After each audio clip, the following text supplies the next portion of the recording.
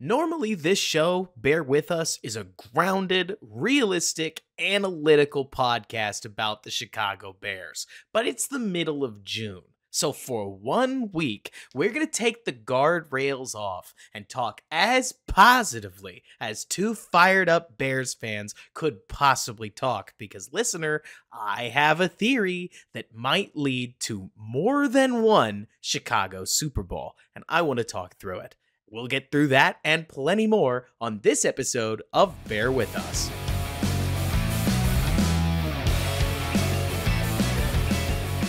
What's going on, everybody, and welcome back to Bear With Us, a Chicago Bears podcast hosted by yours truly, Robert Schmitz, editor-in-chief of Da Bears blog, right here alongside my co-host, Nick Whalen of Football Guys. And Nick, it's middle of summer. We kind of have some OTA news. We've sort of just sitting around waiting for training camp. Biggest story right now is Hassan Reddick and not signing or basically not showing up for minicamp, and Aaron Rodgers doing the same. How are you feeling about football? Yeah, I'm kind of bored. I'm waiting. It's like, do I dive into last year's film? But now I'm like, man, I'm kind of ready for this year's film. But I don't want to watch every practice and think every rep means anything because again, we're talking about practice. Oh, You sure. know? Do you follow, I think it's Pretty Ricky. Do you follow him on Twitter? Oh, yeah. Who Yeah, doesn't? I mean the dog. Did you see his JJ McCarthy tweet?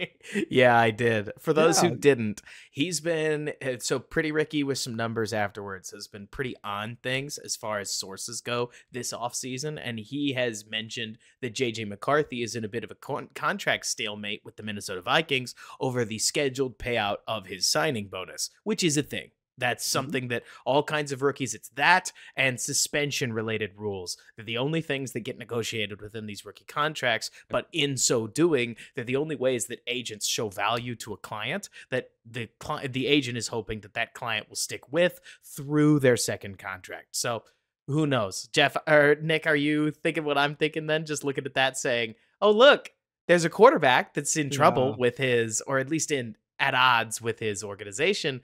And look at that, it's not Caleb Williams. Yeah, I mean, yeah, it crossed my mind, but I'm in a good mood, Robert. So you prefaced this Oh, I'm idea ready. for a positive podcast, but I'm gonna go a little off the rails and tell people why I'm in a good mood. Okay. Okay. So I'm going on my honeymoon on Saturday and going to Congratulations go, again. thank you, going to Maui, y'all. So if you don't see me, or if you're there, come say hello. I won't spend a lot of time with you because I'll spend time with my wife. But anyway, um, I wanted some new like just summer gear, and Yeah. I am currently wearing my first pair of bird dog shorts, Robert. They're sweet, Okay. aren't they?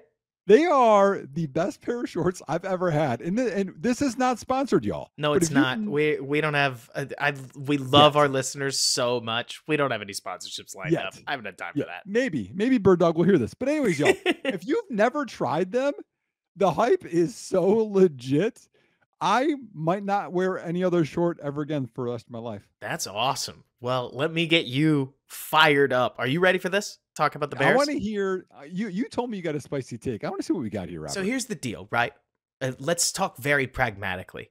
So I have a story about hockey that will prelude into the Chicago Bears. All right. So for those who don't know, there's an award in the NHL called the Art Ross Award. This is an award that the player that scores the most points, that's assists plus goals, gets at the end of the season. Right. And just a couple years ago, Stars captain Jamie Benn won an Art Ross, Nick, with 88 points. Normally, normally an Art Ross winner has between 115 points and 140 points, but this year he won it with 88. Because at the end of the day, when it comes to winning a championship, when it comes to being the best, Nick, it doesn't matter if the league is relatively low or relatively high. You're just trying to be the best. And Mhm. while we've done so much work measuring the Bears up against the rest of the league, and we have, like you and me, all kinds of other people, if you're in Bears world right now, you're trying to find the flaws, and they're definitely there. We talked about them just last week. On this Bears roster that may keep them from superstardom. But I want to talk about something, Nick, because I don't know if everybody is paying attention to just what's about to happen over the next couple years in the AFC. Because if we take a look at this, who would you say are the 5 best quarterbacks in the AFC? I'll answer it for you, if you don't mind. Or you want me Obviously, to go? go ahead. Go ahead. Yeah. Okay, so I'll go Herbert, Mahomes, Mm-hmm. Burrow, Mm-hmm. Josh Allen, Lamar Jackson. Easy. And what do all 5 of those guys have in common? Oh, they just got paid, man. They just got paid. And so a lot of them, their extensions haven't actually hit the cap, and they won't until either 2024 or in some cases like Herbert 2025. And by 2026, it'll be really hard to figure out a full restructure of those contracts that doesn't involve a hefty amount still left on the cap. Bears fans, we learned this with Khalil Mack. After a certain point, there's just no hiding that money. You can make as big of a signing bonus as you want. It will crunch the cap eventually. And we're already seeing how hard it is to work around a figure like Mahomes' figure in 2023. But take a look at that cap space again that the Chiefs won with, and you'll notice that Mahomes had a $25 million cap hit last year, and he was playing going forward with a $62 million cap hit. Ooh. And you look at the rest of this, of that AFC, and it's such a dogfight with teams like Buffalo needing to purge Stephon Diggs, with teams like the Ravens, who don't really have a great path to bettering their receiving core, to teams like the Bengals, who are likely going to lose T. Higgins, meaning that now you've got to replace a receiver, and that's not as easy as ever meets the eye. The Chargers are just a mess. Maybe the Texans fit this bill, but Nick, I think something we haven't talked about is that because the 2021 quarterback class didn't live up to anybody's expectations, because the 2022 quarterback class was as poor as it was, and because in 2023 we kind of have CJ Stroud, an unknown quantity in Anthony Richardson, and then whatever you want to make of Bryce Young, but somebody who will certainly tip the cap to for helping the Bears get Caleb Williams. Nick, the argument I'm trying to make is that any AFC team that batters and bruises its way through the gauntlet that is that conference to get to the Super Bowl might reach the top of the mountain with one hand figuratively tied behind their back, compared to a Bears team that right now has 4 more years of cheap rookie contract before any 5th-year option hits the books. They've also got another 4-year top 10 receiver contract where if Rome Odunze develops, you're talking about so much ROI in terms of the players that you could get and the play that you're getting for them. I think you might make the argument, I'm going to try to make it here, Nick, that the Bears are in a better position than almost any team in the league to end up with more talent on the roster than the money they're spending to hold on to that talent. And you could end up being basically the 2017 Philadelphia Eagles, but instead of Nick Foles, you have Caleb Williams. And if you're telling me that that's not a recipe to chasse through the NFC, get to the Super Bowl, and maybe split some of these Super Bowls 50-50, and if you take 3 trips, maybe you win 2, maybe Caleb goes Jordan mode and wins all 3 of them, but it seems to me like a reliable formula to make it to the dance. And then you're fighting an opponent that's dealing with the poison pill of an expensive quarterback contract. And I don't know, maybe it's just me, but it feels like the stars are almost aligning. If only Caleb Williams is a top 8, top 5 quarterback talent, which is a big if. But if we get there, dude, I don't know. This could end up dynastic. Well, okay, so I'm going to add more to this because there's a bigger advantage than you even said. Because I know. so if we look, okay, Tua is going to get paid this offseason. That's already for sure. Like it's going to happen. It looks like Trevor Lawrence is likely going to get paid too. So it's 2 more AFC teams. And he's going to get a bag. The Jags are in no position. They have to. It's so funny from a leverage perspective because I don't think they talk about this enough, that Jared Goff's quarterback contract is a great example. What's Jared Goff worth? I don't know. Nick, you and I could probably work to put a number on it, but I'd say probably realistically with what quarterbacks, quote, should get paid, I think he's about a $40 million real value. I was going to say 42. Yeah. He's going to get paid 50. He's going to get paid 50. Oh, year more. over I year. think more than that. And But then like, Lawrence but, is going to get paid 50 plus. They have to. It's a leverage thing. but Robert, now go NFC, right? So Goff got paid. Hmm. Um, you got Hertz is paid. Baker.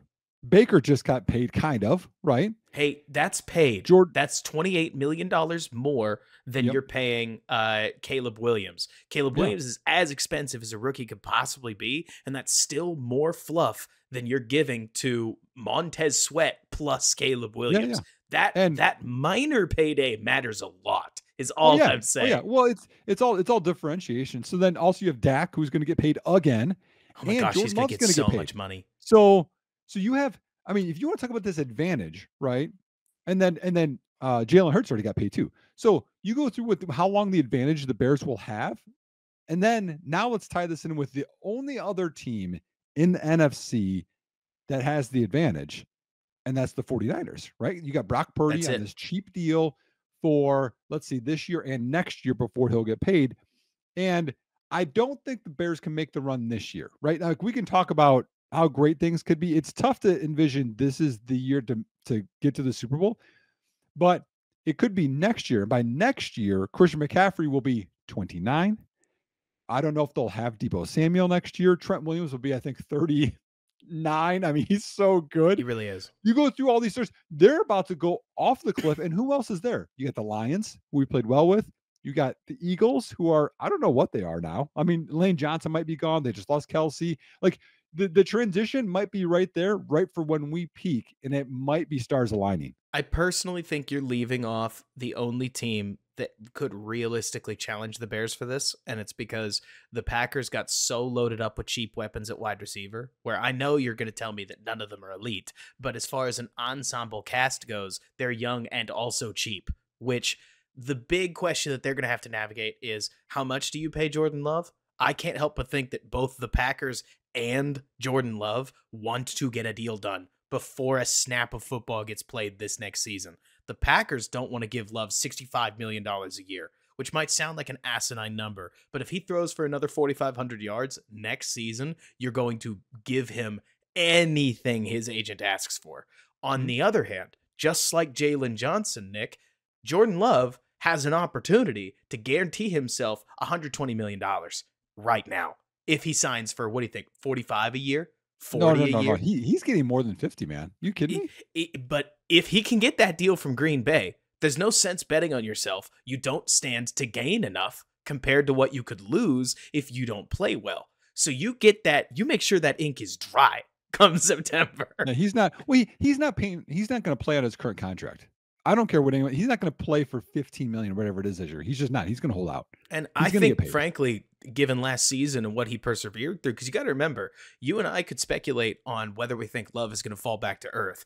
Inside that Packer locker room, he's going to say, I sat for 3 years and taught a bunch of rookies to play with me. And then we went and played for an NFC title. You're paying me. That's all that's happening here. And he's going to have a point. I know. So, but which builds I mean, the advantage more within right, I agree. what's But going on with the Bears. I mean, we can debate the teams. I just debate Green Bay has such small sample sizes. It was a small sample size of Wicks, a small sample size of Musgrave when he was healthy, a small sample. Kraft's already hurt. You Oh, know, yeah. the left tackle was a 7th round. Like, you can go through the small sample sizes and hoping that it's long term, because we've seen the dips. We've Oh, seen the good sure. Mahomes, bad Mahomes. We've seen this.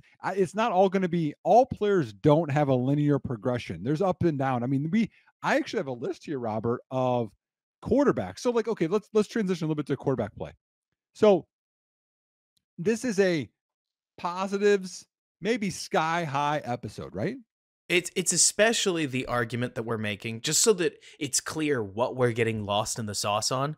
The argument that I'm making can be summed up in the league looks like it's about to go through a bad swill, where a lot of the best teams are going to have something they have to overcome, as opposed to any purist super teams that are just ready to go duke it out. Over the last 5 years, Nick, we have seen a lot of KC where they had a young Chris Jones, they had a young Travis Kelce, they had a young Patrick Mahomes, and at one point they even had a young Tyreek Hill. This is the DNA of a super team. We saw some incredibly well-built Eagles teams that were stacked to the gills with talent. Look at the last couple 49ers teams that we've seen. Some of these teams, when you look at them on paper, you say, how could they lose? And then guess what, Nick? They don't. They win a lot of football games. And when I look at the current league, if you're seeing what I'm seeing, Nick, there aren't as many of those. And the ones that are exist in the AFC. And they're going to have to work through problems like what the Ravens have to work through, where now they've lost their defensive savant. And I think their offense is a little undergeared in terms of weaponry for Lamar Jackson. So then what? And the 49ers, who still have the DNA of a super team, but I mean, the whole super team goes out the window if Christian McCaffrey breaks his ankle. The whole super team goes out the window if George Kittle misses 9 games, if Brandon Ayuk refuses to play for the 49ers. Dre Greenlaw is probably not back this year. All kinds of different. They just lost to Reek Armstead too, didn't they? Yep. Or did he go back to the 49ers? I literally can't remember. Eric Armstead? Eric Armstead, yeah. Eric Armstead was gone in the offseason. Yeah. That's what I thought. So they're starting to bleed talent. It's all what we're saying. The first positive that I think we're really sticking on, Nick, is the league is trending down while the Bears trend way up. And it's why I bring up the Packers and frankly the Texans. There aren't a ton of teams that are trending up right now, but those 3 fit the bill. And so until the Packers show us that they're not trending up, I have to trust that with a good coach like Matt LaFleur and a solid quarterback, they should be a thorn in the Bears' side. Plus, from a narrative perspective, man, why wouldn't it be them? Like, why wouldn't they be the final boss, supposedly, of the Bears' door to destiny? All right, I've got 2 other things that lean into your theory. And one I was curious, I was looking up as you were talking. So the Chiefs also, this is Creed Humphrey's last year of his rookie deal. They're going to have to pay him, and he's arguably the best center in the league, which will dip into other guys they could add in. And the other thing, too, you're talking about how teams like with a young quarterback and ascending and not paid yet. I mean, you could debate if Anthony Richardson's going to be in that group or not, and he has to stay healthy. But the quarterback class next year, and I'll already say this, y'all, I've already scouted quite a bit. I like Carson Beck. I'm not a big Shedeur Sanders fan. He takes a lot of sacks. He just, the efficiency is not great there. Without a stud in that class too, that gives you another gap of another year of not having that CJ Stroud, Caleb Williams, whatever stud-like prospect, which I think widens the range of Chicago dominating again as well. So I'm with you. I think the stars do align. I have a fun Caleb Williams take if you want me to go there. Oh, I mean, like, that's the other thing. The moment that we get back to the Bears roster, there's a lot of reasons for positivity. But I think one of my favorite parts that if I haven't made the point clear enough, I want to make it again, that eventually you have to beat the guy across from you.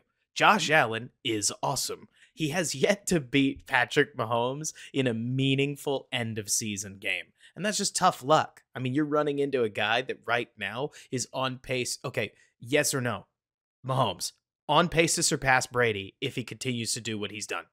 Yes. I think so too. And that's a heavy thing to say because we're like the core first half of his career through his career, which is insane because Pat's been in the league for a while, but he's not that old either. So at some point, Nick, if the Bears are going to win the Super Bowl, they have to beat whoever comes out of the AFC. And at least right now, we've got all likelihood that it's probably going to be KC. But the KC teams, at least from what I'm seeing, they're going to keep getting worse. They are. Like, well, they just lost Snead too. They lost Snead. They lost Rice more than likely for at least some time. Yeah. And so now a lot of the pieces that you were hoping would ascend on Kansas City are aging. So you'd think that the guys that are carrying a lot of the load are only going to continue to deteriorate. Karlaftis is good. FAU is good, but these guys haven't risen up to take the mantle off of Chris Jones. So the moment that Chris Jones loses a step, your defensive line takes a big hit. And I love a lot of their other players like McDuffie, but like you're saying, the back seven is very weakest link. If you have 6 good corners and Buster Screen, you're still going to give up a lot of yardage. you'll Mhm. take away some, but you really gain the benefit of a solid back seven when everybody is good, which, Well, the yeah, one benefit you have too, Robert, is when you look at it, you're talking about, like, finally beating the whatever, the big dog or the what did you call it? I think I called them The the end big boss, dog, the final boss the is what I final was boss. So saying. so the final boss, there's and again, you look at the AFC, there's actually a few final bosses, right? There's a Because lot. they're so good. NFC, there's not, y'all. I mean, Robert, you live in Texas, okay? Oh, yeah. Dallas, they are what they are. They're a good team. We don't know how they are in the playoffs. Philly, I would argue the same type of deal. Last year was horrendous. And they're losing pieces. NFC North is going to be very competitive. We have to see if Detroit can sustain this, if Goff can still be that guy, right? See how that comes together. Green Bay, San Francisco, but like it's not nearly the same as the AFC. So going through the final bosses is a lot easier in the NFC. Like I'm Yep. so grateful. Like growing up, Robert. I mean, again, we're different ages. NFC was so much better than the AFC. It's just Yeah. always those, Cowboys, Niners. Like they would just go through. It'd be different every year, just dominate AFC. And now it's like, oh man, that AFC is like good. A lot of these teams are really stuck in how close they might be if they make another move or two, but you're seeing them eat into what their ceiling could be because they're carrying more and more and more dead cap as they go.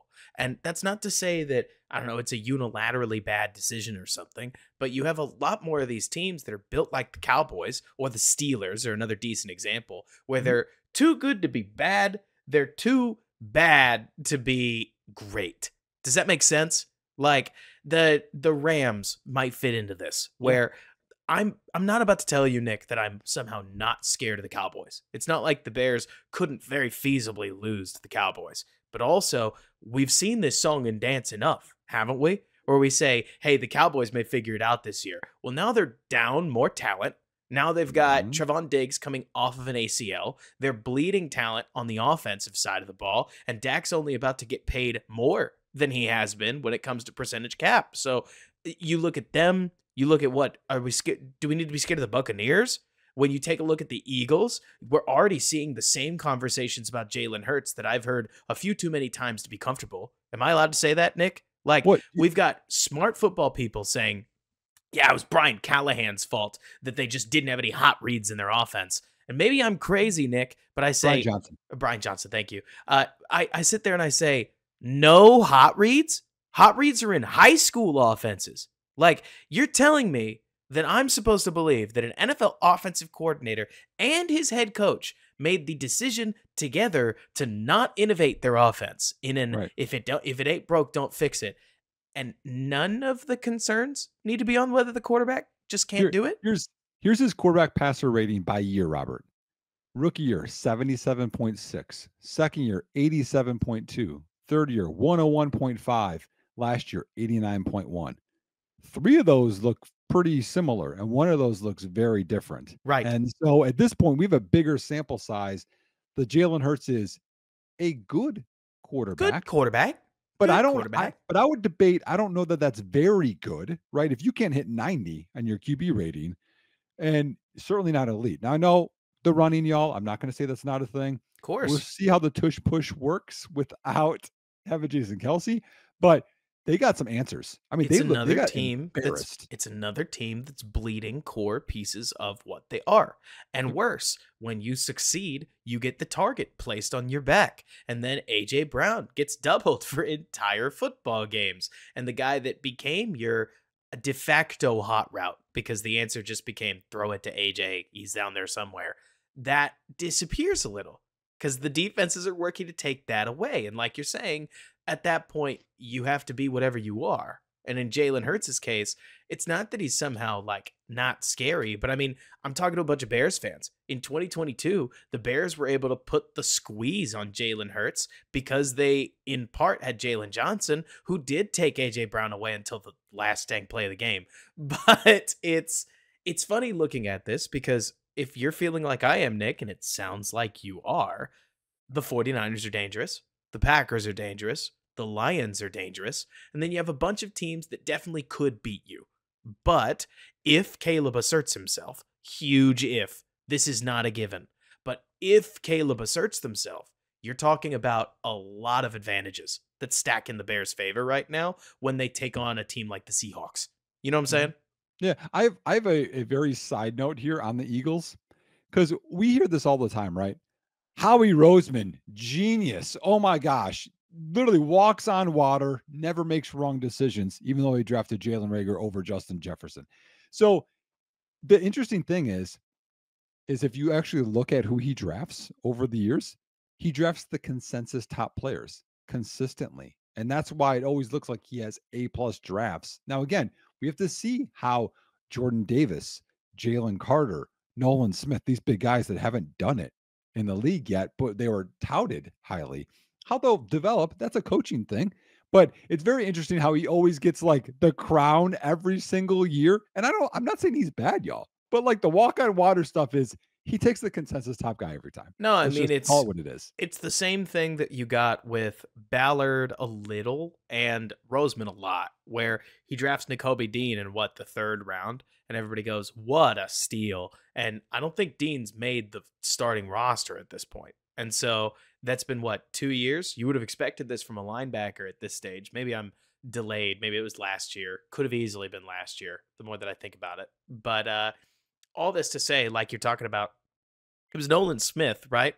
The hellish pass rusher out of Georgia. He didn't do almost anything for them last year, but at the end of the day, I'm not trying to hate on the Eagles. Like, the Eagles do a great job of accumulating picks and taking dartboard throws. As much as I know he's got his problems, and he definitely has his problems, when Jalen Carter is on a football field, he's been on a tear.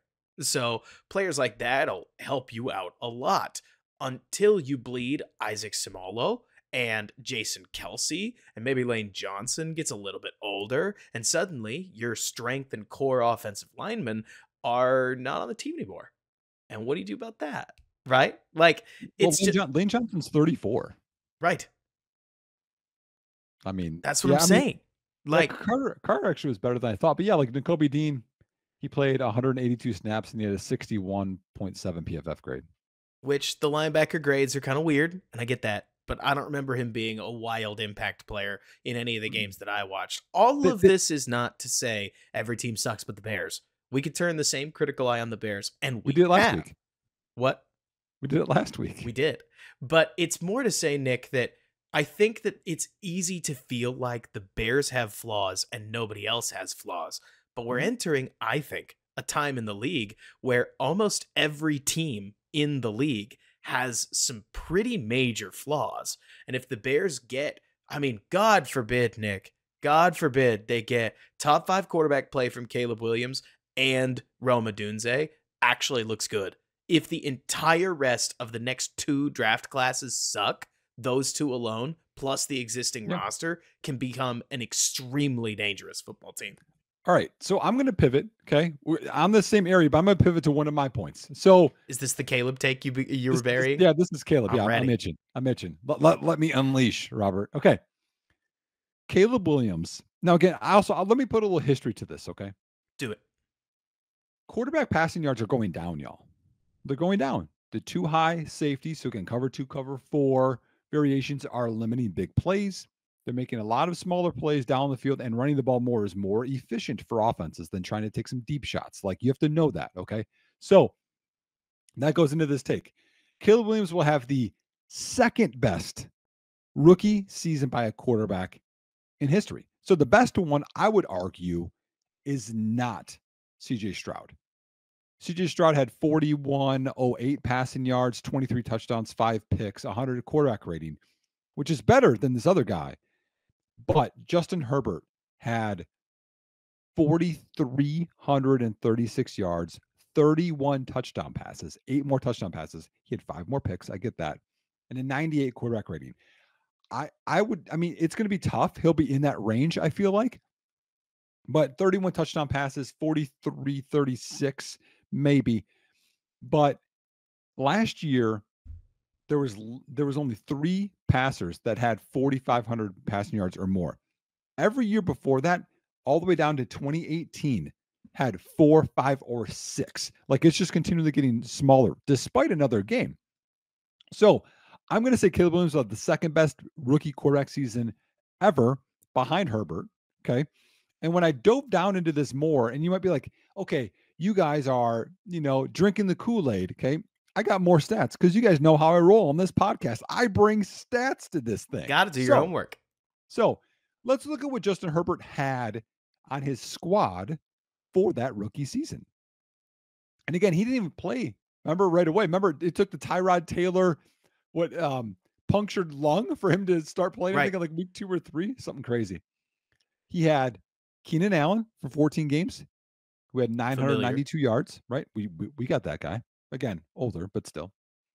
He had Mike Williams for 15 games, 756 yards. Hunter Henry was solid, kind of like Komet.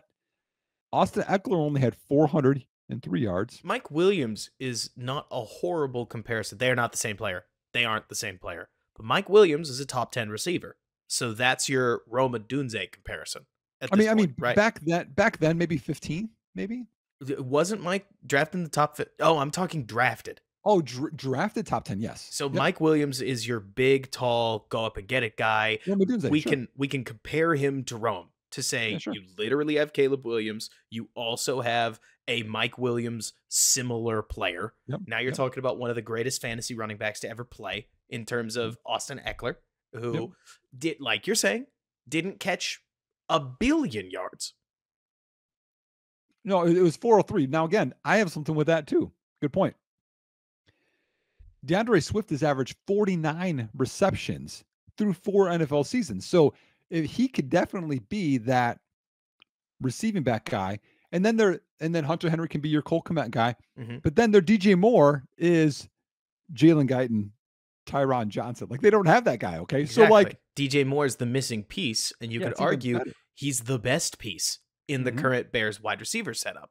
Now, obviously, Keenan Allen younger, better than Keenan Allen currently, probably. Though they might be remarkably similar. If we're talking about the positive podcast, they could be remarkably similar because DJ Moore at 32 is going to be drastically worse than DJ Moore at 28. Yes. But Keenan Allen at 31 might be, I don't want to say the same, but he's not getting open with athleticism in the first place.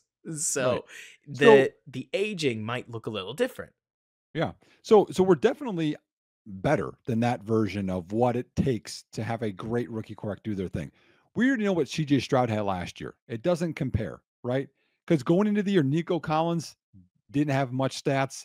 Tank Dell was a 3rd-round rookie. Right. Noah Brown was a holdover from Dallas. And Dalton Schultz was, again, another guy from Dallas who you could say is on par with Komet. So we're already better than that. You get so many more, to your point, because this gets brought up sometimes where people go, what about Tank Dell? And I'm like, you get way more Jordan Tolberts out of the 3rd round and Velus Joneses than you do Tank Dells. The Tank Dell is like your 95th to 98th percentile outcome, especially as a rookie, for crying out loud, accumulating that kind of production. It's way more normal for people like you and me, Nick, to wish cast 500 yards onto Velus and get not even 100 of them. Yeah.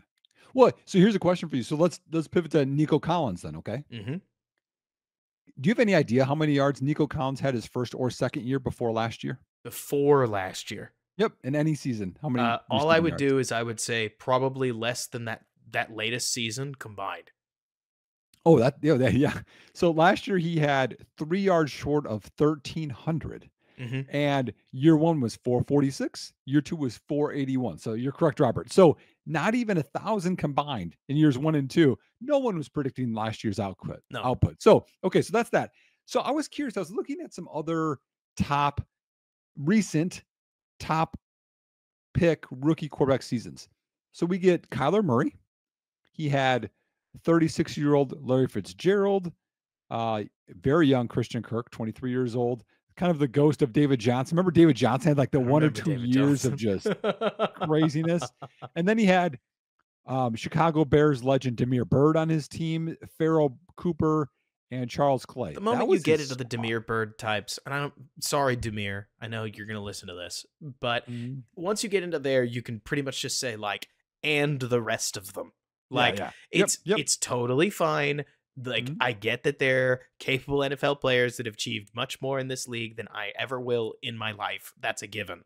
But in terms of difference makers or players above replacement level, Damiere Byrd doesn't really crack the list. No. Damiere Byrd's shining moment is catching a Texas route from Justin Fields and housing it against Green Bay. Remember that You're one? crazy. Damiere Byrd's shining moment was catching a sick 2-point conversion for Nick Foles to win a game a little later that year. You remember the Seattle game? The season was over by then. It's winning an NFL football game. Doing that against Green Bay? Come on, man. They lost. They lost by multiple scores. Anyways. For a minute, we thought we had them, man. Anyway, okay. All right. So, sorry, everybody. This happens to us. Okay, so Kyler in that season, his top receiver had 804 yards. He totaled 3722 passing yards, 20 touchdowns, 12 picks. So right. Not bad. But when you look at like what the over-unders are for Caleb, you're like, well, surely he has to break Eric Kramer's record. That's like that right there. Okay. All right. Baker Mayfield. I did not realize Baker had a much better rookie season than I gave him credit for. Baker balled as a rookie. This was one of the things when we were talking about Caleb versus Justin a long time ago. Because it's funny, right? One of the funny parts about this Caleb Williams conversation that I think you're kind of leading into, Nick, is that the Bears fan base got asked this question way too early. It was impossible to be objective when it came to how we came about this Caleb versus Justin question, because the more you looked at the data, like for instance, one of my favorite articles, I have it pulled up right here, was when Dave Kluge did the research and basically came to the conclusion that as much as he hated the decision, you can't not draft Caleb Williams at the time, because he pointed out that first overall quarterbacks are there's a 70% chance they're going to have a 4,000 yard season in their life. There's a 45% chance that they're going to throw for 30 touchdowns, 65% chance they're going to win a playoff game, 70% chance they're going to make a Pro Bowl, and absolutely none of those stats are better, or like all of those stats get cut in half at a minimum when you draft anybody other than a number 1 overall quarterback. Like not a QB1. It has to be a quarterback picked at number 1. Yep. That's the difference here. Can I just add in that Dave Kluge is my coworker at Football Guys? You can read that article at Football Guys. Okay, that's the plug. Exactly. You should go check it out. It's really good. But what I'm getting at here, Nick, is at that time, I remember trying to remind you, because I was trying to argue for Caleb. You were still at least considering what can we do with the haul, that even the Baker Mayfields have good rookie seasons when you go look these things up. Like the bad rookies that you remember at number 1 overall, you really have to dig for Goff, basically. And then Goff bounced back. Jeff Fisher led Goff there. Exactly. Which I like to hope that Matt Eberflus is not Jeff Fisher. And even if he is, the offensive talent on the Bears is far, far better than what Jared Goff was throwing to and working with in his first season in Los Angeles, which does matter, because at this point, remind me who Baker was throwing to, because wasn't it Odell? No. So I thought it was rookie year. He wasn't throwing to Odell yet. Nope, they traded for him. So in my mind, Jared Goff was throwing to Kenny Britt that rookie year, and Brian Quick. Okay, I'm going to look it up later. Okay, but that's just me off the top of my head. I'll look it up. You can look it up. Okay, so Baker had Jarvis Landry, rookie, I believe, David Njoku, Antonio Callaway from Florida. He's a rookie then. Rashad Perryman after he'd already busted. And then Duke Johnson. So it's like a nice, like little. This isn't even that good a team, though. Like, no. And I'm saying this not as some, I don't know, raging Bears fan. Y'all, like, the point Nick is going to make here, and he's trying to make without making it, is that people like us, all of us Bears fans, if you have been following this team for at least 6 or 7 years, and if you haven't, I'll catch you up. You have been through trying to tell yourself that Marcus Wheaton is going to matter. You've told yourself that adding Dontrell Inman is a big deal. You've said Darnell Mooney can be a wide receiver 1 and that Byron Pringle is going to surprise people. You've probably used that phrase, is going to surprise people, so much that you've worn it out. It's sad. This season, the Bears have at minimum, top 12 tight end in terms of receiving production. He's a Y tight end, Nick. But in terms of raw receiving production, it is hard to say he's not upper half. Then you've got 3 receivers that trend very well. One of them's a 6-time Pro Bowler. The other's one of the most underrated wide receiver ones in football. And the other, drafted in the top 10, rated by most in a consensus top 5, top 6, should produce. Because typically this guy does, according to data that isn't, I feel it. You know what I'm saying, Nick? And according to the 1920 football drive video, Rome Odunze was the second player on their board as well. So very highly in terms of what polls and Ian Cunningham believe. The last one I'm going to give you, Robert, is this one. And then we'll wrap it up. Jameis Winston. Okay. I know we like to, make fun of Jameis Winston. No. He popped. He there. Pop. Yeah. Yeah. But it just, people make fun of him. 4,042 yards as a rookie, 22 touchdowns. Okay. There's 15 interceptions. I get that. 84.2 quarterback rating. He had 22-year-old Mike Evans, which Mike Evans just gets 1,000 yards every year. It's what he does. So he had 1,200 yards. 32-year-old Vincent Jackson, he already fallen off, and sadly he's not with us anymore. 543 yards. He had Charles Sims, a good receiving back. Doug Martin, decent receiving back. Austin Seferian Jenkins, remember he had some promise first round tight end. Didn't do a whole lot. And others like that weren't that good. That's like, okay, Evans, sure, I would like to think the other 2 receivers are better than Vincent Jackson at 32. Who do you think Evans compares with on the current Bears roster? Size-wise, it's Rome. Sure, size-wise, it's Rome. But in terms of production profile, DJ Moore. I was even going to say Keenan Allen. Like, Keenan Allen doesn't have seasons under his belt where he isn't productive. They're not there. DJ Moore has more seasons where he didn't catch for like, what would it be? Like 1,000-yard pace would be what, 70 yards a game, roughly? Like, yeah. Keenan collects the yardage when he plays the football every games. year. That is very similar to me to Mike Evans. This is the part that Nick, again, trying to be grounded, kind of keep going back to, is that every historical comparison includes 2 at best of the Bears receivers, and then there's this third one that isn't represented on whatever that comparison is. This doesn't happen. The Bears have the Mike Evans and the Chris Godwin and also Rome Odunze. Or they have Mike Evans and Vincent Jackson, kind of. Like, I guess, no, because that doesn't work. At that point, you're talking about, like, they have Keenan Allen and Mike Williams, but they don't have DJ Moore. You keep going on some of this stuff. You mentioned earlier. Yeah. But then also, you got my stats? I have your guys for you. Your memory is way better than I think most give it credit for. Not that anybody thinks you're forgetful, but to pull out Kenny Britt and Brian Quick. I don't remember if you mentioned Tavon Austin, but Lance Kendricks you did mention, and then Todd Gurley also threw in a little bit as alongside Pharaoh Cooper, who was there too. But so those guys all amounted to a team-wide 3,300 receiving yards, which is not ideal, but not good. That's part of why we think of Goff the way we do. So, let's put a bow on this, okay? It is easily in the range of outcomes. And again, I know we'd like to, guys, it's a rookie quarterback. Like I know we go through those things in our head. Caleb Williams could easily put up the best quarterback season ever. I'm going to conservatively just say the second best ever. He's got better weapons than any rookie quarterback, I would argue, ever. Easily the first overall quarterbacks that get selected ever at his disposal. And we didn't even talk about Gerald Everett is an upgrade. Tyler Scott could take a step as your wide receiver 4. You got Bayless. I mean, Swift is there. You already got, I think, Roshan back too for your second receiving back. Like, you go through the list, y'all. And when you look at Trevor Lawrence, the issue with Trevor Lawrence last year was his O-line was terrible. And the Bears O-line is not terrible. And you go through this, y'all.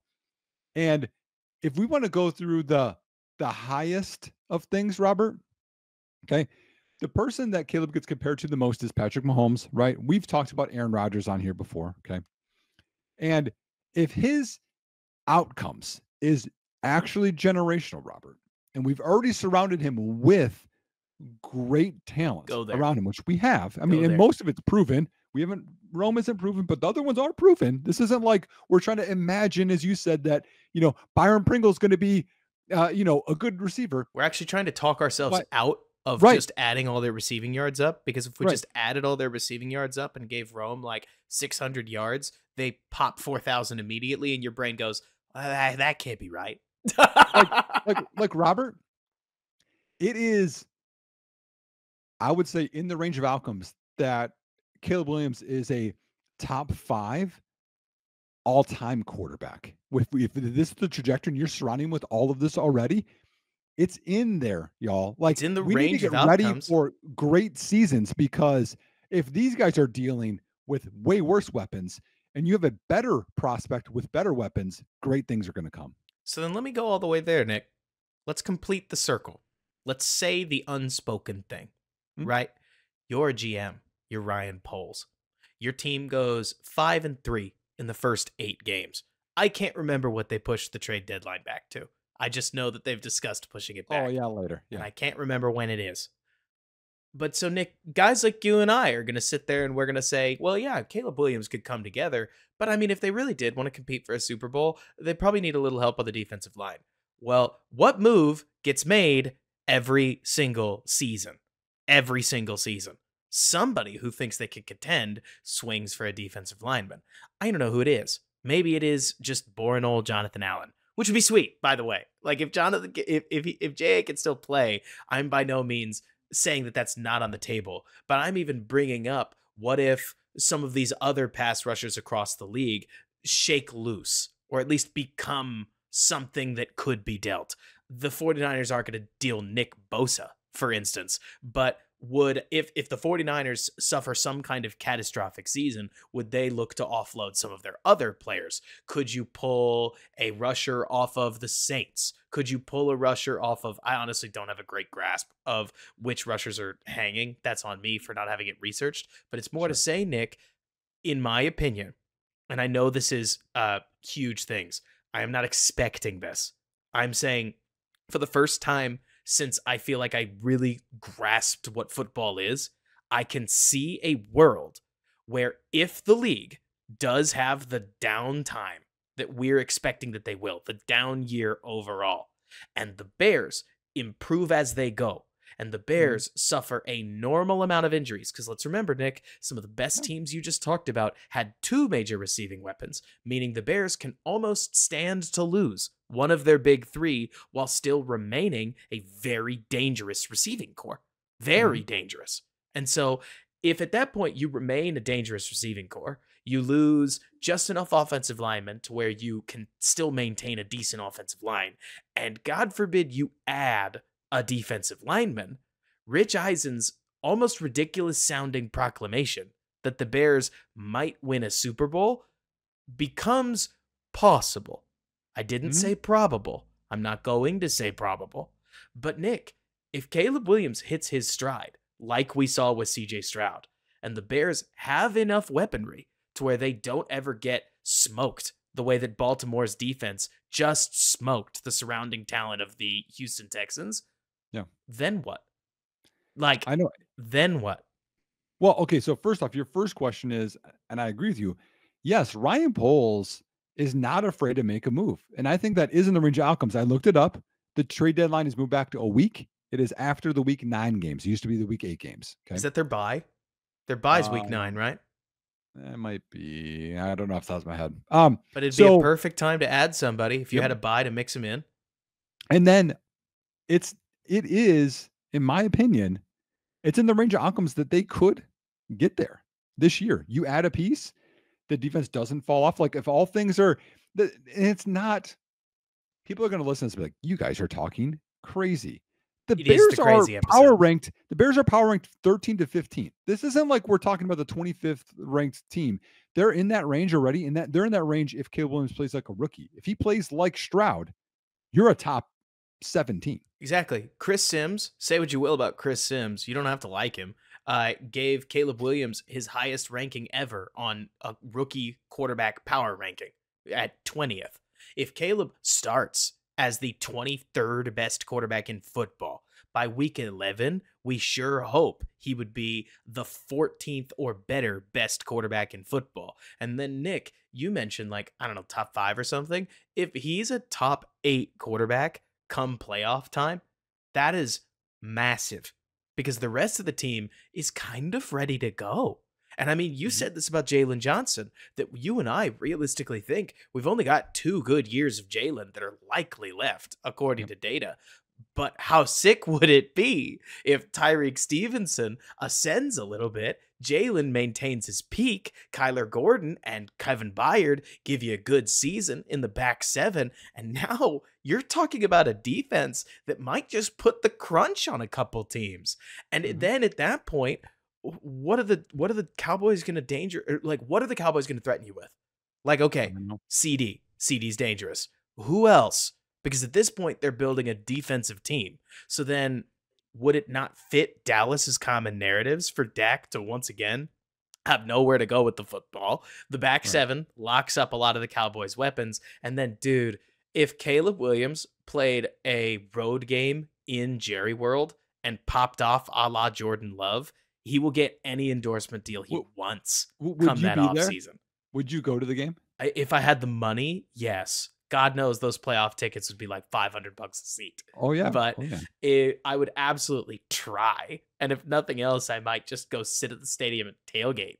But like, and just watch the game from there. But like, you get what I'm saying? Where Mhm. we don't have to talk as much about if Fields goes from being, all right, I'm just going to go there. If Fields goes from being statistically one of the worst quarterbacks in football to statistically one of the best quarterbacks in football, now we're cooking. Instead, we get to say, historically, these guys are usually top 12-ish quarterbacks, and they start in the league as average-ish quarterbacks. And if he achieves that ceiling people have been saying he might for 2 years before he was ever rumored to come to Chicago, then holy smokes, what do we have on our hands here? And that's what I'm saying. Because then, Nick, I mean, I know it probably won't happen. Odds speaking, it likely won't happen. But man, can you even imagine the fervor if Joe Burrow climbs over the Kansas City Chiefs, the Bears and Caleb Williams play the Bengals as an aging Bengals team hits because think about it, the Bears are a relatively young team. They should hit the Super Bowl with more or less the same energy than they'll start the season with, and a lot more technique across a lot of the key parts of the roster.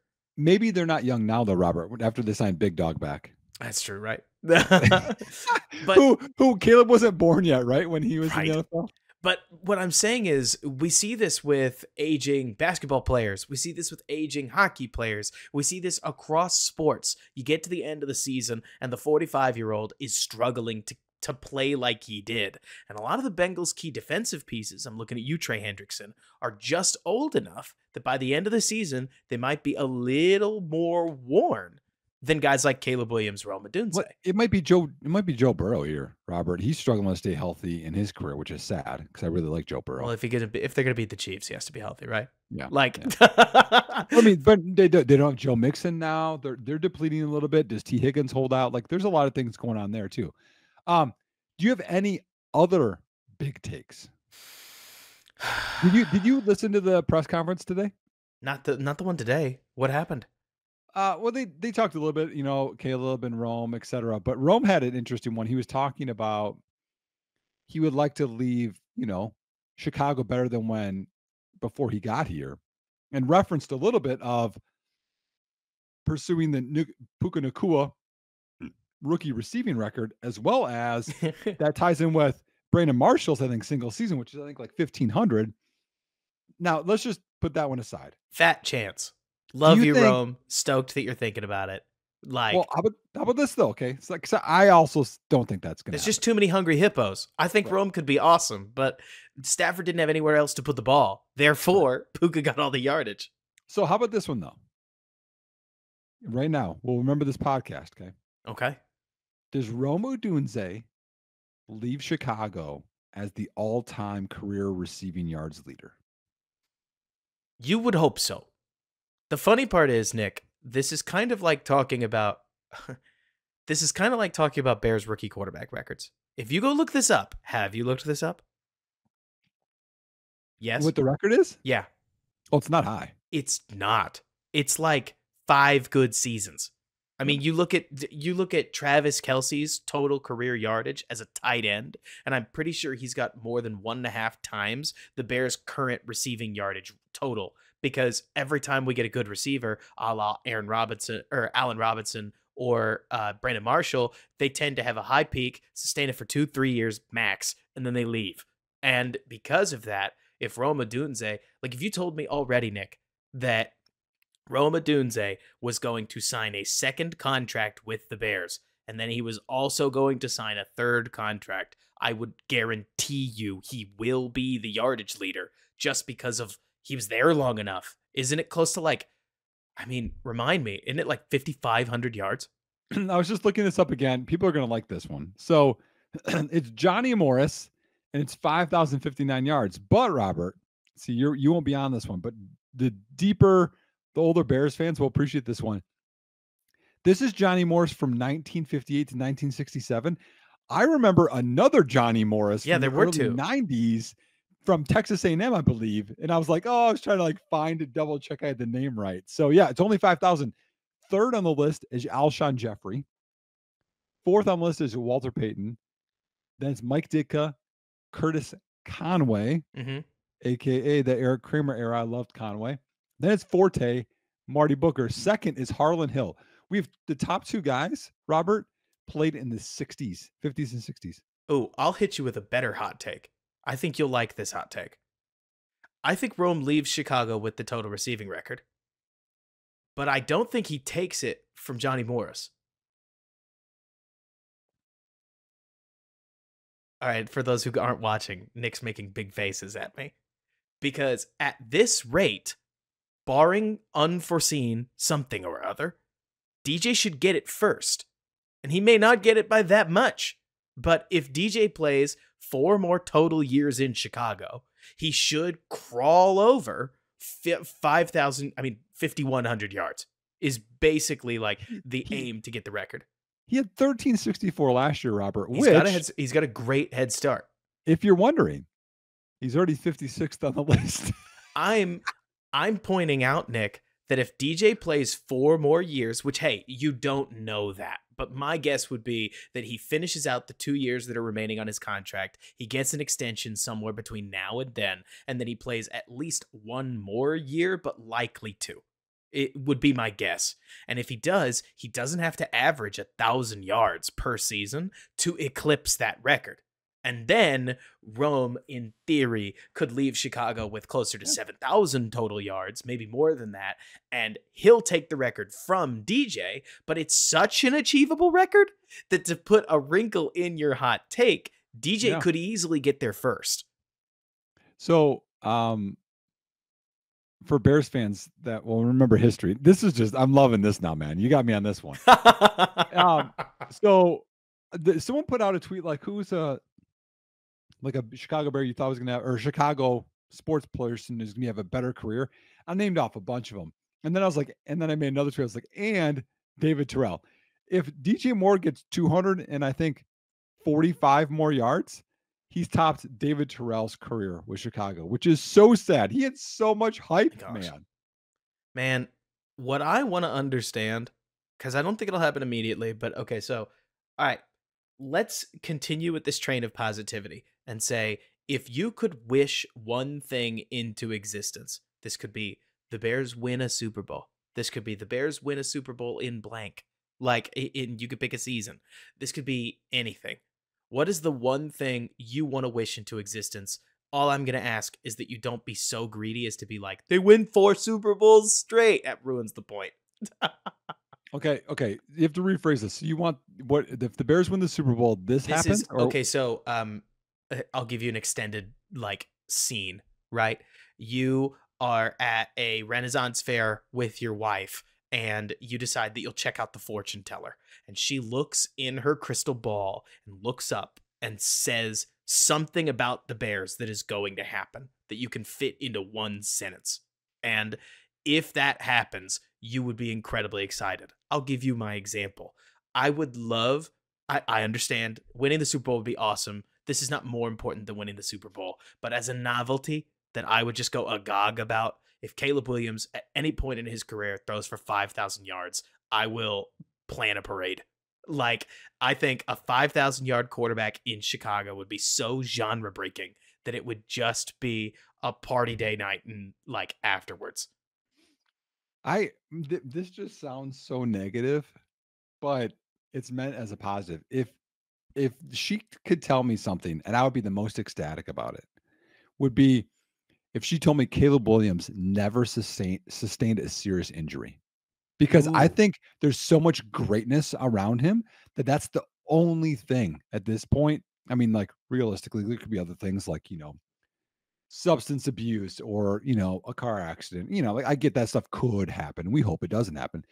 But if he doesn't have a serious injury, training or on the field, if she could tell me that in her crystal ball, I think that there's just great elite things happening for Chicago. The biggest question that I have about, to your point, when we're talking about longevity, right? And I want to get back to the 5,000-yard thing whenever we get there, because the basic second question I have for you, Nick, is if Caleb threw for 5,000 yards, Mhm. how many does DJ Moore catch? Like, what fraction does the receiver? Because let's say he throws for 5,000 in 2026. At that point, who gets the yardage? Where does it go? But first, I want to talk about longevity a little, because if there is one piece to Caleb that I'm not concerned about, this does not bother me. To me, you take the good with the bad. But Caleb has been fundamentally a professional since he was a high schooler. Agreed? Like, by the time he went to college, at that point, he was already in a professional mindset. One thing, they are not the same guy by any stretch, but I live in Dallas, for those who don't know. And that means that right now I'm watching the NBA Finals, where Luka Doncic is trying to single handedly take on the Boston Celtics because Kyrie hasn't felt like showing up for 2 nights. But putting that aside, because I'm not a basketball analyst, Well, and Luca's hurt too. So, oh yeah. Luca has mentioned more than once that because he started playing the game at 13, he doesn't want to play as long as most of these NBA greats. Like, he at one point talked on a podcast with JJ Redick when Redick mentioned that he was on pace to catch LeBron's scoring record. He said, don't talk about that. I'm not going to be playing that long. I'm not going to do it. And I do wonder, Nick, if Caleb Williams actually wants to win 8 Super Bowls. Of course, he does now, right? But if he actually wins 3 Super Bowls, would he hit a point around 31 where he doesn't feel like he has anything left to prove? Because there is a point, in theory, things could go so well that he achieves every single record in the Bears passing book by the time he's 29. And then he theoretically could be a living legend for 4 more full seasons. And then he could retire. And he would still be much younger than current Aaron Rodgers, than current Matt Stafford, I think than Geno Smith. I don't know what age Jared Goff is, but you get the point where it's like, Caleb, I actually don't know if he wants to play for 20 years. I don't know if he wants to play for 15. We'll figure it out as we go. But I do wonder in the back of my mind, and I'm not upset about it. Again, take the good with the bad. yeah. If the highs are as high as we think they are, do you think Caleb follows in Andrew Luck's footsteps and chooses his body over continued abuse with nothing to prove? If he proves everything. I don't think so. I think he'll play longer than that. I don't I could be convinced of anything. Yeah. If you So told me Caleb had 2 MVPs, 3 Super Bowl trophies, at least 1 offensive player of the year, and also a ton of money after his second contract, and then he hit the point where he was riding out on his third contract, that's when I don't know. But you're going to get like a decade of good football before that I happens, if this is even on the table.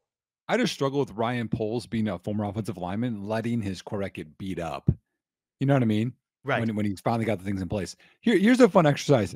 You can tell me you're like, hey Nick, I don't want to do this, but this is again, this could be quizzing Robert here. Okay, so I have a list of all of the 5,000-yard passers in NFL history.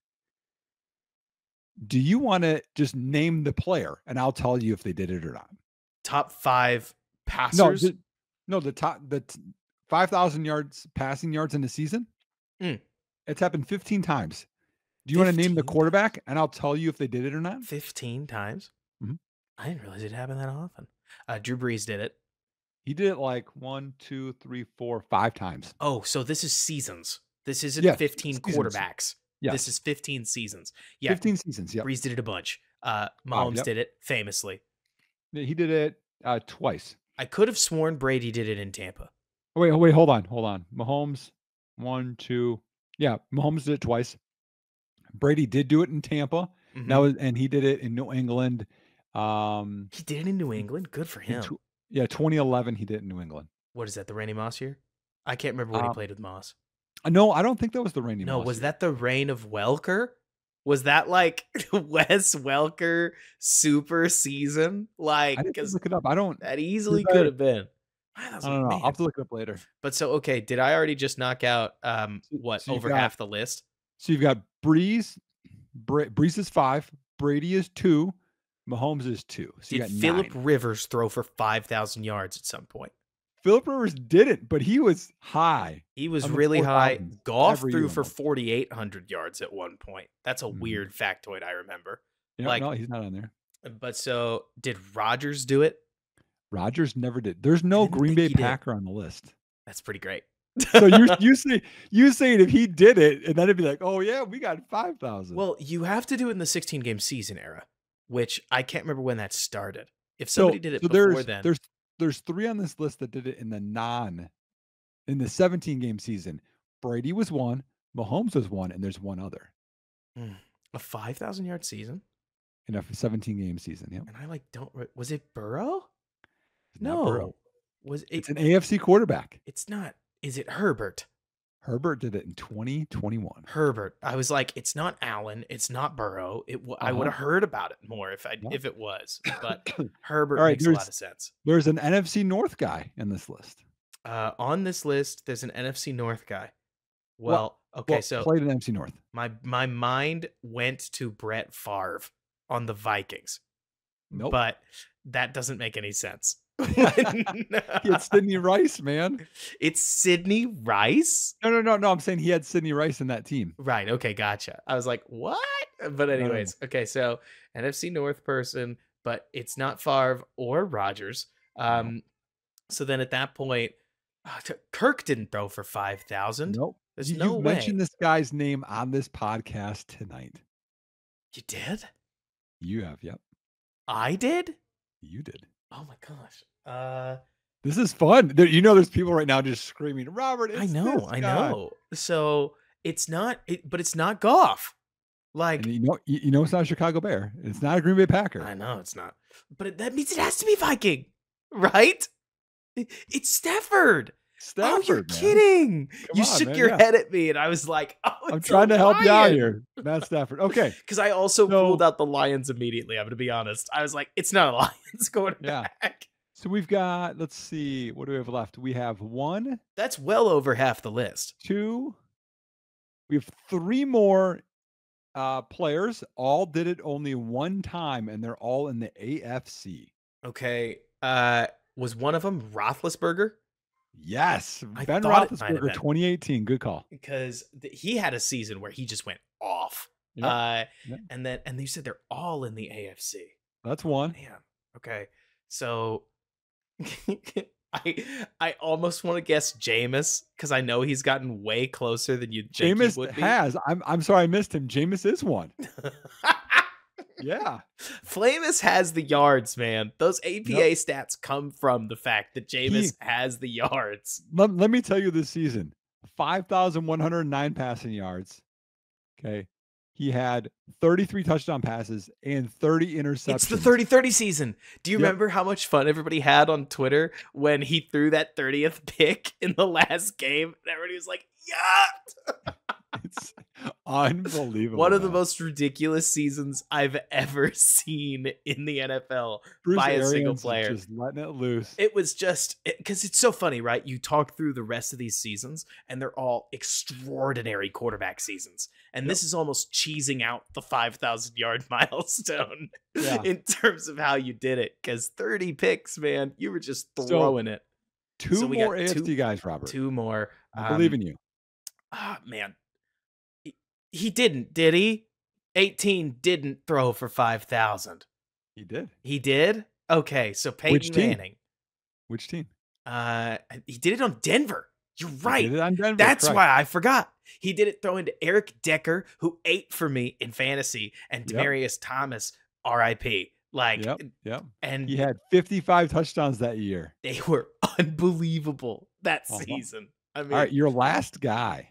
last one. Okay, I would so argue the best season in NFL history. oh, you're kidding. Can I get the year since I've made it this far? I'll give you an era, Okay. the 1980s. Oh, then I don't know Dan Marino though.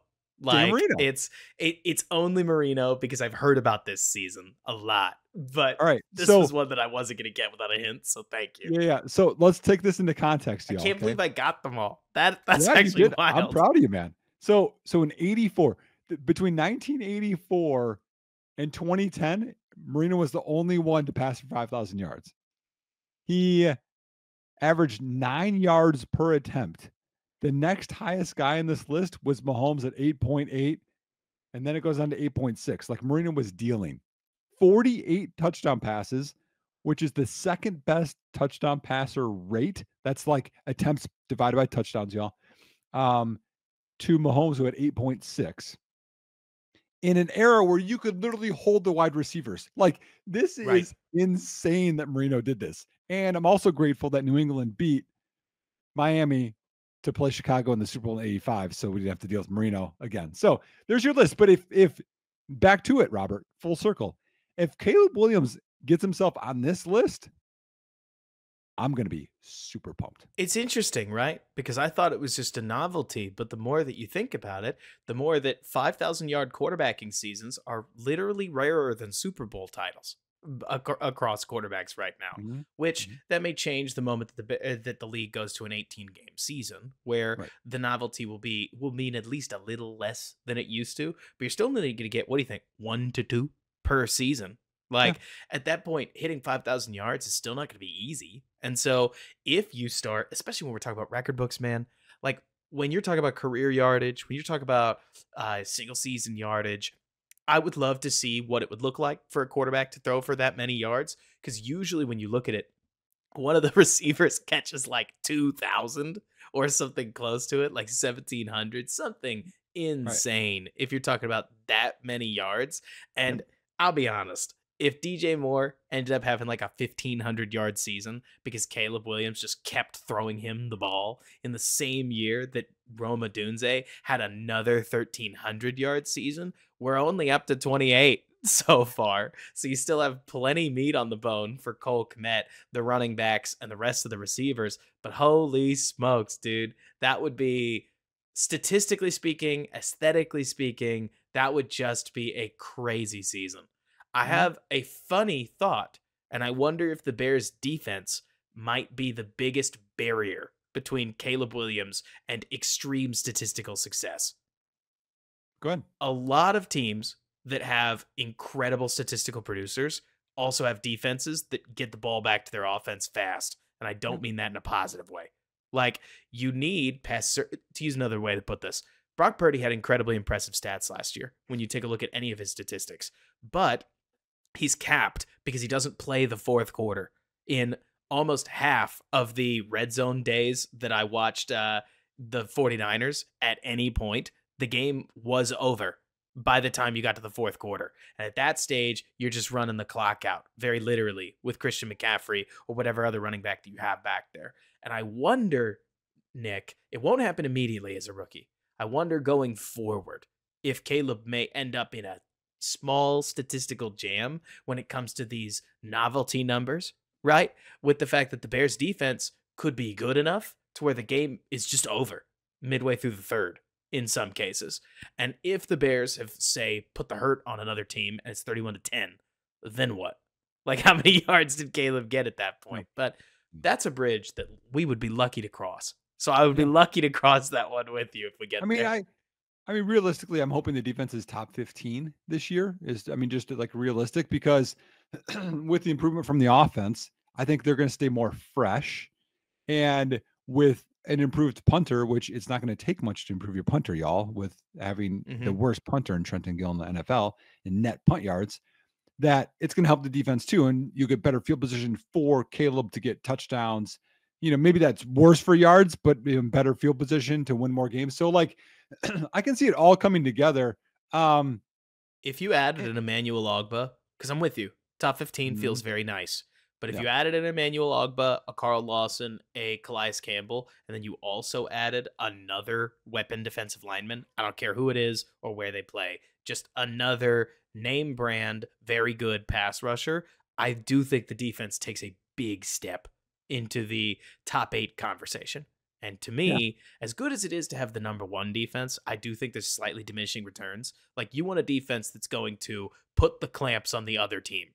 That's it, though. Having the best one could end you up like the Browns, because a lot of times that comes at the cost of your offense. So, to yes, your point, Nick, that's the part about this that I think I feel the weirdest when it comes to talking about, is I'm like, they are literally 2 moves away. They are within reach of being a very good defense. There's not so many holes that they couldn't fix this. It's just a matter of if they want to or not. yeah, And I can't help thinking that it all comes down. All right, so let's finish on this note, Nick. Like, this is our final conversation. sure, What makes any of this happen? What drives this into place? And I personally think the key is starting 2-2 in September. If the Bears, or better, if the Bears want to have that dream season, you are looking for them to have a solid record with Caleb looking okay as a starter immediately. Because that mhm, late October and November slate of games is so easy that it should send the locker room into a small frenzy for how well the team is doing, just based on the opponents they play. You know what I'm saying, Nick? yep, yep. And I think well, there's two things. I'll add in more caveats to that. I agree with you. That's what it's going to take, but it's also going to take Chicago staying healthy, because if you're like, this is kind of fool's gold, we're not going to be able to pull it together because we lost two offensive linemen, we lost, you know, a DB for the year, like etc. Like, I don't think this is going to be the year to, go all in, whatever. And also you have to have a suitor, like another team that just fell off, and you're like, well, we have to dump this guy. You know what I mean? It takes both of those Takes two to things tango. for it to come together. But the other thing too is you could trade for a guy that's going to be a free agent, and Poles could, again, like Sweat, plan ahead, like, hey, I'm going to resign this guy. Like he could be two steps ahead too. So there's a lot of parts to it, but I could see it happening, because really it's two things. It's Caleb, his development and being a rookie, and your defensive line. Those are the only things holding you back right now. You and I both, when we went through the schedule by schedule, and we mentioned this, but then we ignored it because it didn't make any sense to talk about during a schedule by schedule prediction that we did in May. But we talked about how we both had the Bears 5-3 ish going into week Mhm. 8. And if that actually happens, if I'm Ryan Poles, it will be hard for me to not be thinking about the fact that I play the Packers for the first time in 3 weeks. And I have time, if I go get somebody right now, to integrate them within the fabric of the defense that we have. And I could use that move to then plan for the future. Like, basically make an offseason move now, because this team could make noise if they play their cards right. I mean, you talk Yep. about the offensive line, Nick. It's not long ago that the Chiefs first won a game against Baltimore, scoring what, 17 total points? Did they score 20 points? And Mhm. then you move on to the Super Bowl, and I think they went to overtime 23-23. Maybe it was And the 26 defense 26. won them that Super Bowl. Yes. And what I'm saying is, you talk about the Bears having offensive line issues. If the Bears are unhealthy in the offensive line, are they going to play opponents that are all healthy?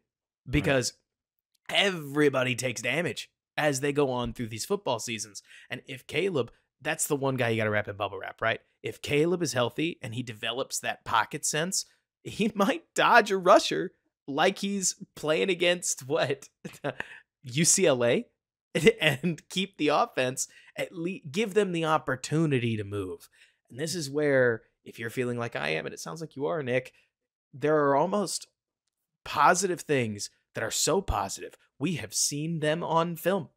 There are moments that we could have in a Chicago uniform next year where people would say, "Whoa, Caleb's amazing." And we'd say, "Yeah, that's Caleb. He did that against Nevada. He did that against Arizona State. He did that against Stanford. He did that against Notre Dame. He did that against, you get what I'm saying? Mhm. Where instead of, hey, we need him to look like somebody else, which we've said a couple times about different quarterbacks over the last couple of years, we're saying we just need him to look pretty much like he did in college. Yeah. And if he looks pretty much like he did in college, but Brandon Rice isn't a seventh round pick anymore, and Oh, Taj Washington isn't an undrafted free agent anymore, and the offensive line aren't playing like turnstiles, well, then do you get Heisman, Caleb? Because dude, if you get that Heisman, Caleb kind of right. production, oh Well, man, you had Jordan Addison, but now you're adding in Moore and Keenan Allen to like, like it's easy to see. stocky Right. Jordan Addison in DJ Moore, right? Right. Right. Like, Right. So I have one other final thing, okay? And it's something that I'm struggling with. I'm struggling to piece this in the hmm Bears team. hmm And it's a move they made in the offseason. It's one that we all didn't necessarily love or fully get. And I want to kind of just map it out with you a little bit before we head off here and end this episode, which was fun, by the way. So I hope that people liked it. We had I little think it's quizzes great. in there and my bird dog shorts, etc. There's a lot of stuff to it. But so signing DeAndre Swift to a 3-year deal, $8 million per, basically 2 years guaranteed, was a little puzzling. It's your first move. We were hoping for the big receiver move because I was pre-Roman, pre-Keenan Allen, hoping for a big defensive line move, which never came. Like it's just what is this move? And so a couple things. DeAndre Swift is 25, so he's not old. So I'll give them that. As I said, he has averaged 49 or 49 receptions per season for over 4 years, and that's with Robert averaging 2 missed games per season. So it's probably what 57 receptions a year, or yeah, on Probably. average. So PFF has him as last year was not good. It's 45 or 45th ranked running back. Before that was 19th, 59th, 39th, kind of been up and down. And I said this when we signed him, Robert. For people that don't know, is that a tweet per at underscore Nick Whalen. That's me. In July 3rd, 2018, I said, FY, this is a DeAndre Swift bandwagon account. He was my number 2 running back out of high school. He's been my number 1 running back in all of college football for a while now. He's going to be a superstar. And that didn't materialize, right? Obviously, there's been some injuries. It didn't all come together at Georgia. When he's with the Lions, we see the big plays. He's got a great dead leg, which for some people that don't know, that's a big cut he can do where he can cut inside of guys and he really makes them look bad. Good receiving back. He's not overly physical, although he's 5'9", 215. He can still lower his shoulder. It's never come together for him. Okay. And you already had Herbert last year of his deal, which I get. I was a big Roshan Johnson fan. He wasn't as good as I was hoping for his rookie year, but still good. Can catch the ball, can run a little bit. Robert, make this make sense in terms of the high end of what DeAndre Swift could be in this offense. I think what DeAndre Swift could be is the speed threat that gets around an edge that's crushing Braxton Jones into open space, and at that point just runs to where space is. I mean, at least what I have seen, because I get it. Everybody wants to talk about the receiving threat piece, and I do think that there's an element of that. But the more I watch running backs, the less creative I see them used in passing concepts. They run the check down on 4 verts. They run to the flat on a scissors combination. They sometimes run a Texas route, but you see 5 times the amount of Texas routes in Madden than you actually do in football. And maybe you'll see some threats too, or some screens too. But if I had to guess, DeAndre Swift, despite not being Saquon Barkley, that because sometimes it does feel, Nick, like fans only exist in you're Saquon or you suck, right? Like Yeah. that gray middle. DeAndre Swift's going to have times where he disappoints you. DeAndre Swift, when you want him to be David Montgomery but fast, is not going to look like that. But I also wouldn't be surprised, Nick, if he ends up being a very productive running back on screens, especially if the Bears can actually pass the ball a decent amount. I don't really have a feel for how well this run block, like this offensive line is going to run block. I feel like they could be decent at it, maybe even kind of good, but I feel like betting on the Bears offensive line to be a stellar run blocking unit might not work out given that they did lose Justin Fields and he was a serious threat in terms of how you designed the running game. But I also feel like we keep, I don't know, Nick, I'm so between. I Yeah. want to talk out of both sides of my mouth saying I think we keep undervaluing DeAndre Swift because he's a better football player than a replacement level running back. But also, I think then the moment you start talking about that, you get close to overvaluing DeAndre Swift because Mhm. he's really fast. He doesn't traditionally break a lot of tackles because he tends to kind of just run straight into people. The vision complaint, it is a legitimate complaint. Over 30 snaps, he's not going to pick the obvious and open hole every single time. But I think all it takes for Swift to be really dangerous within this offense, Nick, especially once Caleb finds his ground, is to be a home run hitter, which is historically exactly what he is. Right. Go out there, knock out a couple doubles, take one to the house, make people think about it. And then once you're loading the box to try to take Swift away, even just keeping 7 or even just keeping a standard 6 or 7 in the box, then you're opening up space for the wide receivers to just play whatever games they want to outside. So I pulled up some different stats for this. Um, and I don't know how much people dive into this stuff, but like rushing yards over expected in terms of yards per carry, because it's better because it determines how many guys were in the box. Did your offensive linemen win? Did they not? I mean, it was just an open hole. You ran through it. Like it's not special. Like, so it averages things out. So I looked at last year, Swift was not good. He was negative, I think 0.29 is what it was. Let That's me pull this tough. up again. He was negative, yeah, negative 0.29. That's in the range of Travis Etienne was negative 0.29.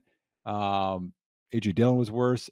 Josh Jacobs was worse. Yes, I'm just trash on Green Bay. Go ahead. Javante Williams was worse. Zeke, Miles Sanders, some guys that weren't good. Okay. But Robert, for some hope here, when he was with, because the Eagles were a mess. Okay, let's not forget that. It was very predictable offense. That was kind of the issue last year. It's like they're either going to throw these screens, bombs, or an inside zone. Like they knew it was coming. But from 2020 to 2022 with the Lions, he was the 21st, tied for 20th best in terms of rushing yards over expectation at 0.26, which is good. That's better than what Khalil Herbert was, which was 0.11. And you're like, okay, 20th, but that adds in here. Let's look here. Jalen Hurts, Josh Allen, Debo Samuel, Lamar Jackson, Taysom Hill, Kyler Murray. Okay. That's 6 quarterbacks or receivers, plus guys that didn't play a ton, like Dearness Johnson, Wayne Gallman, Matt Breida, some guys with not a lot of carries. So you're like, okay, well, if that's what they're hoping, okay, right? You get this upgrade of this guy over a 3-year span, gets more yards than the average guy, right? Or I mean, at that rate, it's a top 10 rate from a guy that gets a lot of carries. Speed kills. He Maybe, doesn't do, maybe, yeah, maybe this will add in, think of if that's one more first down per game versus whatever over a season, right? 17 more first downs. Does that win you more games? Like you start put together like maybe what they were thinking, and that's not even taking into the receiving account. right. I mean, that's what I keep going back to. This is basically everything we were excited to see with Khalil Herbert last year. They secured getting that because Herbert's still on the team. And now Yeah. you've got Swift, who also pretty much plays that way. And Mhm. so then you add the fact that Swift has a noted history of catching the football, and that's good too. Because now you've got it felt to me, Nick, as if the Bears so aimed to get a modern, specialist oriented running back room that they ended up not having a full complement of running backs Yeah. almost every game they played. Yep. Because what did it really mean that you had Foreman and Herbert both Oh, dressed? when Foreman's in the game, you're running. When Right. Roshan's in the game, you're likely passing. Like you start getting predictable with your play calls, and that hurts the whole offense. Exactly. Because if you're going to run 4 verts, why would you have Khalil Herbert in the game? He might literally not catch the ball. Then, on the other hand, if you're going to run the ball, don't give it to Roshan. Not to say that he's bad, but more to Right. say that wasn't where he really won last year. And so I think it's easy, like you're talking about, to fret a lot over DeAndre Swift. What I do think is a little weird, Nick, this is me just being honest about it. we do this thing sometimes where we will talk about how something's a big overpay. And if, let's say, DeAndre Swift's actual value is $5 million a year, I don't know what it is, but let's Sure, pretend. And sure, fine. that you gave him 30% more than you should have. We're talking about $3 million, which is not nothing, but I would argue that you overpaid Montez Sweat on purpose more than $3 million compared to what he's worth, because that's what it takes to pay an edge rusher. That's what it takes to pay a good wide receiver. Is Justin Jefferson worth $34 million a year? Well, Justin Jefferson is worth literally whatever he tells you he's worth. I mean, that guy could print money from wherever he wants to print it, but it's still an overpay compared to what a top end receiver is until the cap catches up to a deal like that. So there is part of me, Nick, that looks at this and says, I'm pretty sure DeAndre Swift, I don't remember Rome's contract exactly, so I could go look it up here in just a minute. Rome might be, or DeAndre Swift, out of only the skill players, might be the fourth highest paid, not including the quarterbacks. Like, I think Rome might get more than him just by being pick number 9. So Then Swift? then Swift. I don't think so. I'll look it up, but the point that I'm making is, for all the talk that was about Swift, about like, how does this fit? It is still a pretty small move on the grand scheme of football moves that matter, and something that the Bears could get some serious ROI from. Well, also take into account when you signed Deontay Foreman last year, it was 1 year, $2 million. So that's the base of what a backup running back is. That's a vet. The other thing too, Robert, is if you look into this, everywhere on offense, even Swift, you have depth. You have depth at center, depth at interior, depth at tackle, depth at tight end, depth at receiver, depth at running back now. Quarterback is, I like Bajent. I mean, you could say you want another vet Oh there, my but gosh, Rome's contract is 22.7 million divided by 4. That's yeah, unbelievable. Like, yeah, you can't get a wide receiver 2. You can barely get a wide receiver 3 at that yep, price right now. And yep. now you've got a top 10 receiver playing that. I didn't think it fell off that hard. Sorry No, about that. Keep going. no, you're good. Yeah, it's like to me, like that's part of it too. Is like you had another quality depth piece overall with like that's what Herbert is now. That's what Roshan is They're because now really you have deep. Swift, like you have depth everywhere. Because if you didn't have Swift and you just went with Herbert and Roshan, you would have had to add another guy already, and now you just upgraded. So yeah, to me, that's just one thing I keep trying to figure out.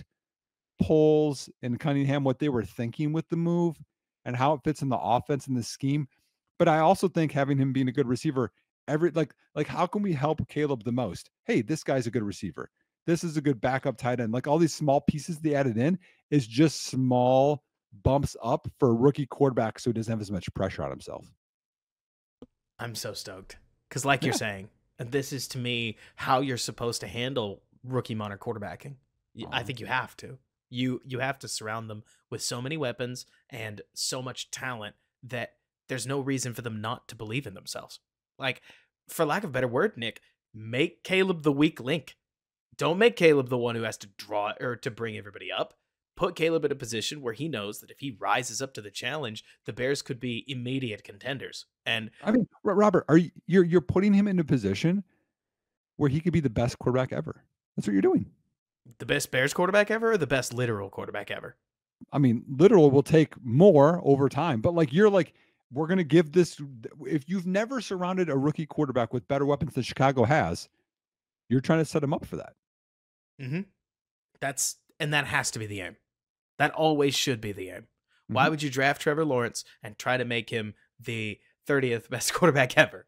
To your point, it's Man, it's the but he's getting whole beat up over there. Oof. he's getting pounded, isn't he? Yeah. But either way, hope everybody enjoyed this one because I know We, I did. yeah, we have to let them know though. We're not going to record next week because I'll be in Maui. So Right. sorry, y'all. Nick will be in Maui. It's part of why we've been trying to drip feed you as much content as possible. Even if we're going to record once, we're going to record once for an hour and a half, just so that we can really hammer this thing out. Maybe I'll grab a guest. Who knows, Nick, just so that we can get something on the channel. Yeah, But man. either way, thank you guys so much for listening. Rate the show if you haven't. We really appreciate all the feedback that we get. You guys are awesome. Nick, you got anything coming up besides your wedding? Because it doesn't sound like you do. No. Just the honeymoon and relaxing in this summer. So, I mean, if you guys hit me up on Twitter at underscore Nick Whalen with anything, I'm going to be doing more football content. So this stuff and other things. So yeah, stay Nice, tuned. nice. And then Bears fans enjoy this time. I mean, I don't have any idea how much stuff I'm going to do either, purely because it occurred to me, Nick, that if Caleb is who we hope that he is, and I tend to, I am legitimately struggling to find a realistic pathway where Caleb does not meet the ultra low expectations of a Bears quarterback. Does that make sense? Like, Yeah. the floor is so low that if Caleb throws for only 3,700 yards, a la Kyler Murray, and adds another 400, 500 yards of rushing on top of that, this is still a dangerous team. And if Yeah. that happens, these are the last 6 to 12 not raucous weeks you have left. Because after this, it will be Oh, all gas. oh And man. the train may not stop. So if you want to take this time to get hyped, we're here for you. And we love you. If you want to take this time to take a moment and breathe your last moments of the Bears potentially being a cellar dweller, a team within the NFC North, take that moment. But we'll put the guards back or the guardrails back on next week. For now, just to revel in it. Revel in it, everybody. This is fun. Thank you guys so much. Bear down. And thanks so much for bearing with us.